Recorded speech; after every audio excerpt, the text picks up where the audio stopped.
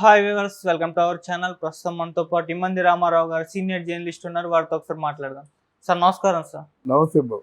Sir, ఎన్నికల ఫలితాల తర్వాత రోజా గారు తొలిసారి ట్వీట్ చేశారు సార్. అంటే చెడు చేసి ఓడిపోతే సిగ్గుపడాలి కానీ మంచి చేసి ఓడిపోతే సిగ్గుపడాల్సిన అవసరం లేదు, తలెత్తుకు తిరుగుదాం, ప్రజల గొంతుకై ప్రతిధ్వనిద్దాం అని చెప్పేసి ఒక ట్వీట్ అయితే చేయడం చూస్తున్నాం. అయితే ఈ ట్వీట్ పైన సోషల్ మీడియాలో విపరీతంగా ట్రోలింగ్ నడుస్తుంది సార్. మంచి చేస్తే నేను ప్రజలు ఎందుకు ఓడిస్తారు, ప్రజలు ఏమన్నా ఎర్రిపప్పలా అన్నట్టుగా సోషల్ మీడియాలో విపరీతంగా ట్రోల్ చేస్తున్నారు. మరి ఆమె చేసిన ట్వీట్ పైన మీ ఒపీనియన్ ఏంటి సార్? ఇక్కడ ఇది ప్రజల గొంతుక వినిపిస్తాము అని చెప్పింది కదా. ఇప్పుడు వినిపించింది ప్రజల గొంతుకే, మిమ్మల్ని ఓడించింది ప్రజలే. మళ్ళీ ప్రజల గొంతుక అంటావేంటి? వారు ప్రజల గొంతుకి వినిపించేశారు, వారు చేయవలసిన పని చేశారు. మీరు ఇప్పుడు తక్షణ కర్తవ్యం ఏమిటంటే వాళ్ళు ఏమి చేస్తారో చూస్తూ ఉండండి. పరిపాలన ఎలా చేయాలో నేర్చుకోండి. మీరేం చేశారు? ఏదో హడావుడిగా ప్రమాణ స్వీకారం అయినట్టునే ప్రజావేదికని కూల్చేశారు. అది ఎంతమంది ఎంత సెంటిమెంటల్గా ఫీల్ అయ్యారు తెలిసిన. అదేం చేసింది? ఈరోజు తెలుగుదేశం పార్టీకి ఉంటుంది, ఇంకోసారి జనసేన పార్టీకి ఉంటుంది, మరోసారి వైఎస్ఆర్సీపీకి ఉంటుంది. అది ప్రజల వేదిక, దాన్ని కోల్చడం ఏంటి? ఆ ప్రజలకు వేదిక అంటూ లేకుండా పోయింది కదా. ఆ పుణ్యం అంటూ ఎంతవరకు 5 సంవత్సరాల పాటు ఆంధ్ర ప్రజలకి రాజధాని లేదు. దాన్ని సిగ్గు చేయడు కదా. మీరు చేసినవన్నీ కూడా అసందర్భపు అహంకారపూరితమైనటువంటి పనులు చేశారు. ప్రజాగ్రహానికి మీరు బాగా మొదటి నుంచి కూడా ఈ 5 సంవత్సరాలు కూడా ప్రజల తాలూకు కోపానికి గురయ్యారు. తర్వాత ఎవరైనా ప్రశ్నిస్తే వాళ్ళు గొంతు నొక్కేశారు.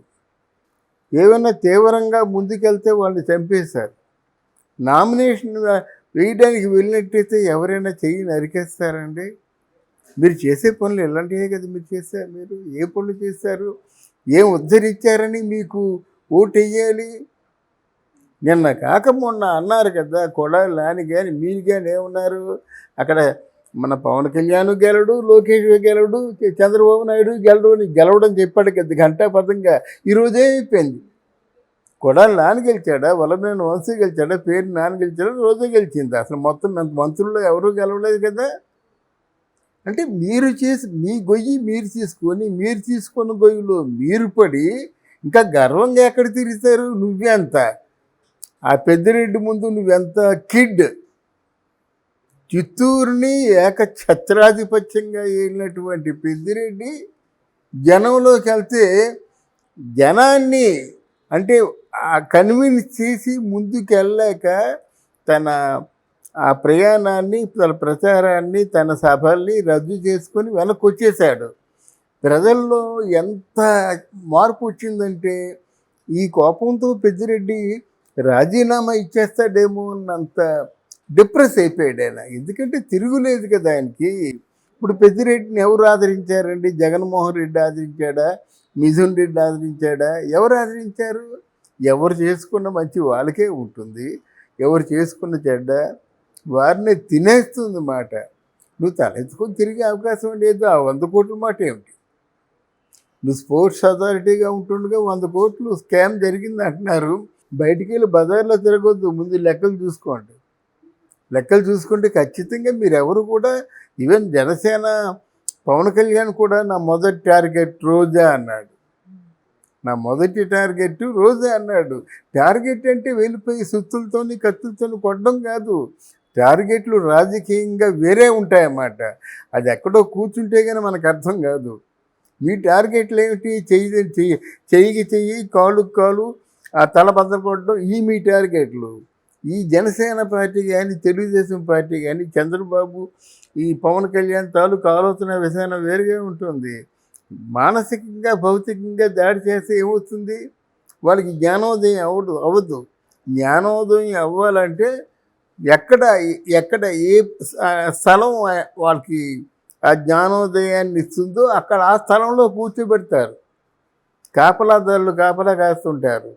అంతేగాని నువ్వు అసలు ముందు అరెస్ట్ అవ్వకుండా చూడు, ట్వీట్ పెట్టడానికి సిగ్గులేదు. ఏమని ట్వీట్ పెడతా? మీరు ఏం మంచి చేశారు? మీరు చేసిన మంచి పనులు అంతకుముందు ఎవరు చేయలేదా? రాజశేఖర రెడ్డి చేయలేదా? చంద్రబాబు నాయుడు చేయలేదా? అంటే అతను పథకాలకి మార్పు అన్నారు అంతే, మార్పు పెట్టారు. అది దాంట్లో సగం మీరు నొక్కేశారు, మిగతా సగం ప్రజలకి ఎవరు మీ వాళ్ళు వాళ్ళకి అందించారు. ఇవన్నీ చూసే వాళ్ళు రోసిపోయారన్నమాట. ఇప్పుడు పంచినట్టయితే, ఇప్పుడు ఫర్ ఎగ్జాంపుల్ చిన్న ఎగ్జాంపుల్ పిఠాపురం పంచినట్టయితే అందరికీ పెంచాలి.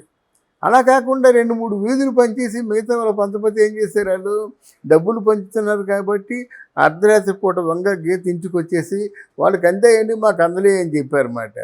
రేపు పొద్దున్న మీరు పథకాలు పంచుతున్నప్పుడు కూడా అలాగే జరిగింది. ప్రతి చోట కూడా మధ్యవర్తులు నొక్కేశారు. నీకు అనుభవం కదా, పంచమని ఇచ్చిన డబ్బులు ఏం చేశారు మధ్యవర్తులు? ఆ డబ్బులు నొక్కేసి పరారైపోయారు అన్నమాట.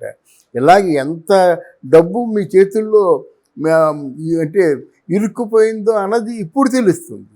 కనుక మీలాంటి వాళ్ళు ట్వీట్లు చేయకూడదు, జరిగిన దానికి పశ్చాత్తాపడండి. అర్థమైందా? పశ్చాత్తాపడినట్టయితే తర్వాత మీరు ఇప్పుడు మంచి చేసే అవకాశం కూడా మీకు లేదు కదా.